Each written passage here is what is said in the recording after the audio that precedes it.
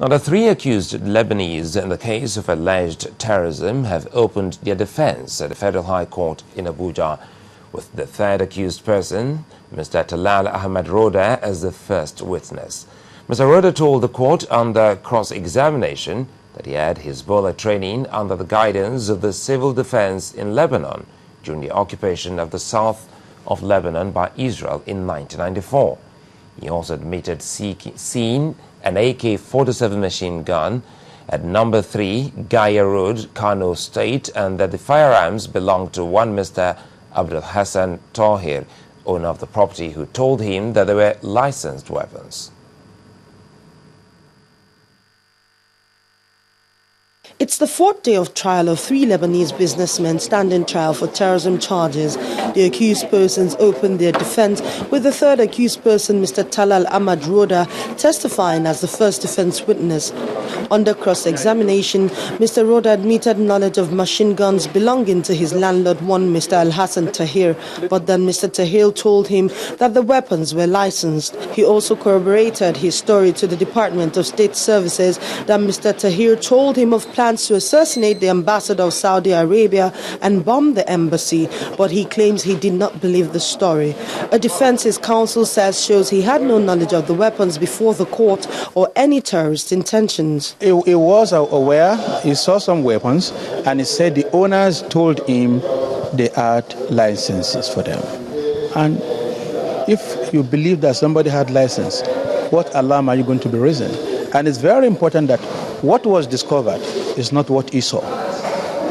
This is what this line of argument is all about. But the Director of Public Prosecution, who cross-examined the accused person, told journalists that the testimonies by the accused person only goes to show that he had a case to answer. He admitted residing in the house where the weapons were found. He admitted knowledge of the weapons. He admitted having knowledge of surveillance and plan to attack the Saudi Arabia embassy and to assassinate the ambassador.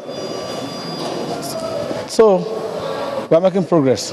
Meanwhile, the accused persons have expressed discomfort in the custody of the Department of State Services and have asked the court to transfer them to another holding facility, a request the trial judge obliged and made an order that they be transferred to the holding facility of the Nigerian prisons in Kuje.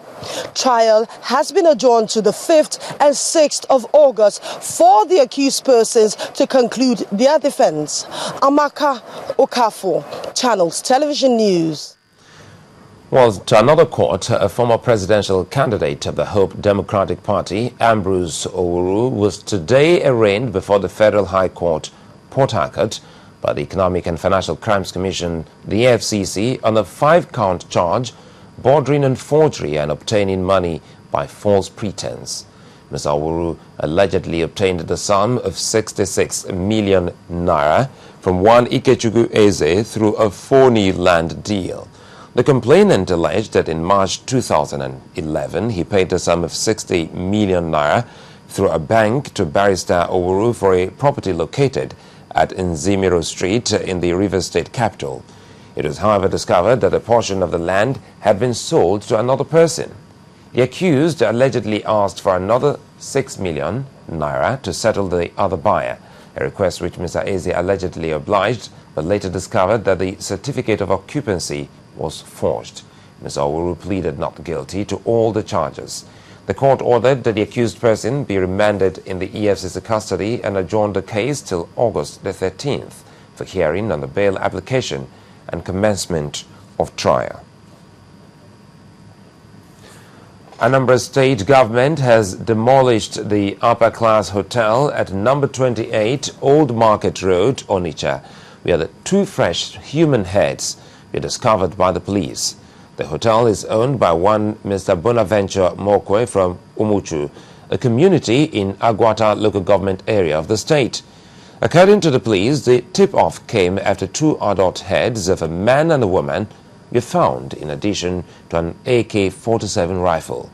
The owner of the hotel has been arrested and remanded at the headquarters of the Special Anti-Robbery Squad, SARS. Ms. Obi said criminal acts will no longer be tolerated in the state.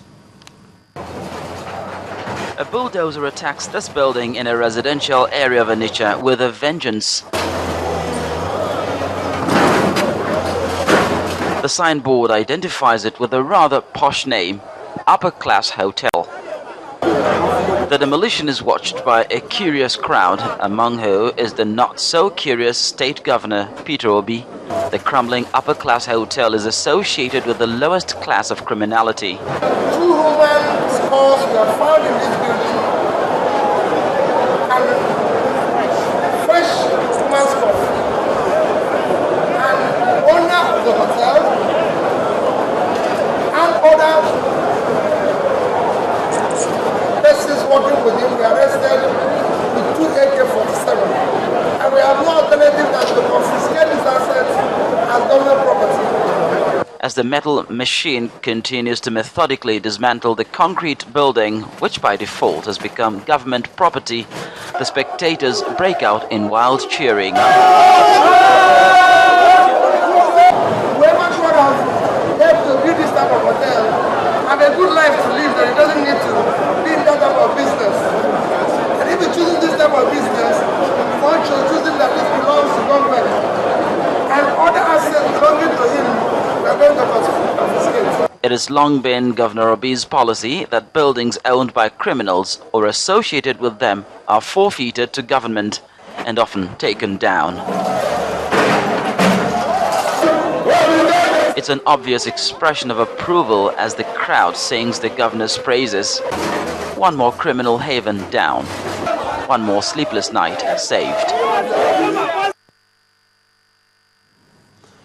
Well, teachers are supposed to be upright, but now 789 out of 1,379 teachers in the Edo State primary school system obtained their primary school leaving certificates between the age of 8 and 9 years. Now, this is the result of an audit conducted by the state government, and Governor Oshiomhole is not finding what he has described as a huge lie funny at all. Well, the Senate Committee on Federal Capital, well, Edward, we'll have to bring you that in our other bulletins. Well, the Senate Committee on Federal Capital Territory, FCT, is dissatisfied with the construction work on the FCT College of Education, Zuba. During an inspection of the project, the Chairman, Senate Committee on FCT, Senator Smart Adeyemi, said the quality of work done does not justify the funds released to the contractors for the project. He also expressed concern that the project already has some structural deficiencies which may later endanger the lives of the student.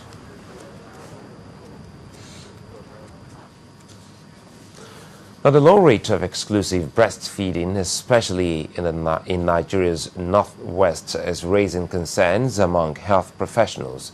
Statistics indicate that in most parts of the north, only 2% of women exclusively breastfeed, and these experts say is largely responsible for the high rate of infant mortality and malnutrition in the country. New analysis by a non-governmental organization, Save the Children, estimates that 830,000 newborn deaths could be prevented every year if all infants were given breast milk within the first hour after birth.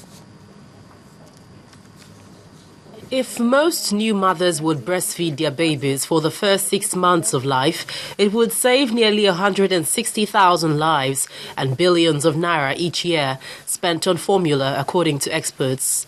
The World Health Organization says infants should be exclusively breastfed for the first 6 months of life to achieve optimal growth, development, and health.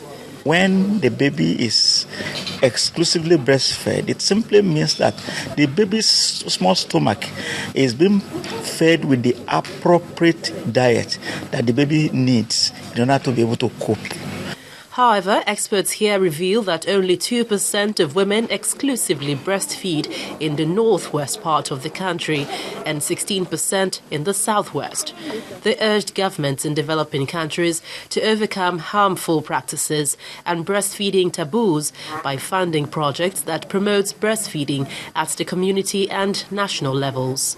As of 2010, we are losing about 1 million children every close to 1 million children every year in Nigeria under 5. And contributing to that, as a basis of that, over 50% of them would not have died if they were well nourished. In this regard, promoting infant formula has also been discouraged even in primary health centers. The National Agency for Food and Drug Administration says the preponderance of the infant milk alternatives and its counterfeit version has led to thousands of deaths in the country. We now have to tell everybody to be vigilant, that if people knew it's better for them to breastfeed, there will be no market. This is when there's a market, because that was when the tempo of breastfeeding came down. That is why people felt that there's a market to clone and fake this product. This is the second one. She's there 11 months plus 2 weeks. They never visit hospital. Evidently, the achievement of both goals of increased feeding practices and reduced child mortality rate have not reached its desired summit. But with increased attention like this, more children can be saved, especially in the Northwest. Gloria Umesoke, Channels Television News. As reconstruction work on the Lagos-Ibadan Expressway gathers pace, the Federal Road Safety Corps has appealed for caution and patience by drivers plying the road, especially at the bad portions.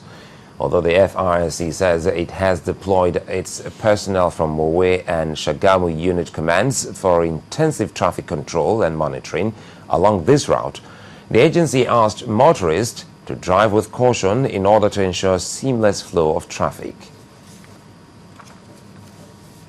The Unilever PLC, makers of Close-Up toothpaste, is said to reward its Nigerian consumers for faithful patronage over the years. The multi-brand company is rewarding 94 million consumers with 50% free value of Close-Up Fresh Gel toothpaste in its mega promo. Correspondent Loretta Chogo has more on this.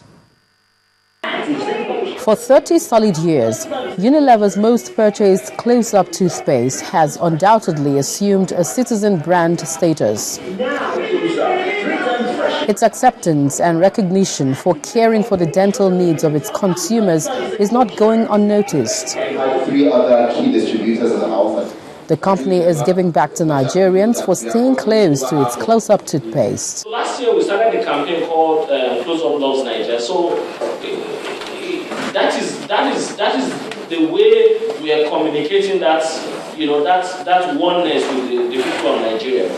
And because care is what is at the essence of this brand. Care for the mouth, and therefore care for the body, and care for the total well-being of Nigerians. Through some of the activities we're doing, we are here to unveil again today another big initiative.